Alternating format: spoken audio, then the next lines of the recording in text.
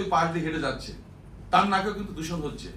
শুধু তাই না, যে শিল্প প্রতিষ্ঠান আমাদেরকে দূষণ করছে সেই শিল্পপতিও কিন্তু দূষিত বাতাস কিন্তু তাকে ভোগ করতে হচ্ছে। তখন সে গাড়ি থেকে নামছে, সে তো অল্প সময় ভোগ করছে, হয়তো পথচারীরা বেশি করছে, কিন্তু এটার বাইরে কিন্তু কেউ না।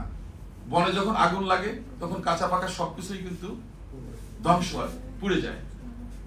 এই জন্য আমি মনে করি যে আমাদের ভিতরে এই উপলব্ধিটা খুবই গুরুত্বপূর্ণ। আমরা 3R নিয়ে কথা বলছিলাম আজকে, কিন্তু লাস্টে একজন কথা বলেছেন, আমি মনে করতে পারছেন, উনি কিন্তু লাস্টে রিজেক্ট করতে বলছেন আর কি পলিথিন। তো এখন 3R না, এখন কিন্তু 4R যুক্ত হয়েছে, কিন্তু রিডিউস, রিইউজ, রিসাইকেল, লাস্টে রিজেক্ট, রিফিউজ বা রিজেক্ট। তো এখন আমরা যতক্ষণ পর্যন্ত রিফিউজ করতে না পারছি, উনি যেটা বলছে, আমি নিজে এই কাজটা করেছি। আমি একদিন মসজিদ থেকে বেরিয়েছি, চিন্তা করলাম তো অনেকদিন বাজারে যাই না, আজকে বউকে খুশি করার জন্য কিছু তরি তরকারি কিনে নিয়ে যাই মসজিদের সামনে থেকে।